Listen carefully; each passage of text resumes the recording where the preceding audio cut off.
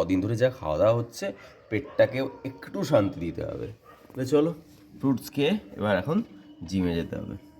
দেখো বজরংবলির পুজো দিয়ে স্বয়ং বজরংবলিরই স্বরূপকে আমরা দেখতে পাচ্ছি চোখে, মানে আমাদের বাড়িতেই বিরাজমান, বিরাজমান বলবো না, আজকে বাড়িতে এসছে ঘুরতে।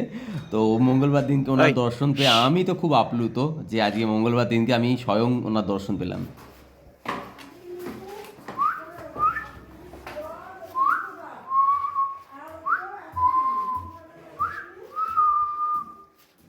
দেখো আমাকে দেখে সিটি মারছে।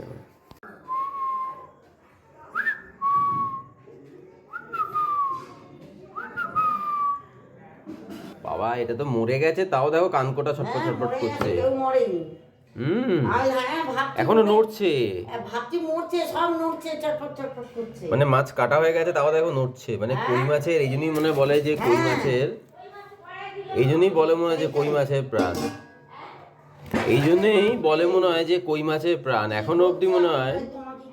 তো তোমরা দেখেছিলে সেদিনকে যে পাকা কইগুলো নিয়ে এসেছিলাম, আজকে সেই কই দিয়ে হবে তেল কই। চলো রেসিপি স্টার্ট করি। ভালো করে মাখাও, কোনো কাজ জানো না, কিছু কাজ শেখাতে পারলাম না তোমাকে এতদিনে, তুমি আমার মা প্রমাণ করতেই পারলেন না। ছেলে ফাটাফাটি রান্না করছে আর মা মাছ কাটতেও পারছে না। চলো একটা কই মাছ খাবে তোমার?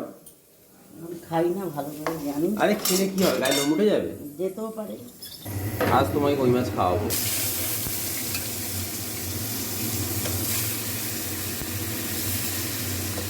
তোমরা প্লিজ কই মাছ কড়াইতে দিয়ে কিন্তু সরে যাও। দেখেছো আমার কাটা মরে যাওয়া কই মাছ কিন্তু কড়াইয়ের মধ্যে দেওয়ার সত্ত্বেই আবার নড়ে উঠলো।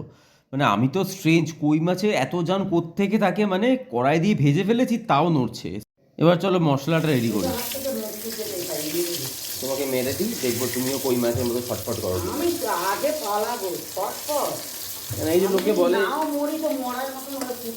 এই লোকে বলে যে মেয়েদের জান কই মাছের জান, তা দেখবো তোমার জানটা ওরকম দিলে।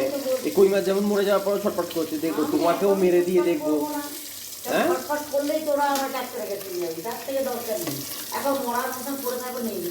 তাহলে নিজেই ব্যবস্থা করো।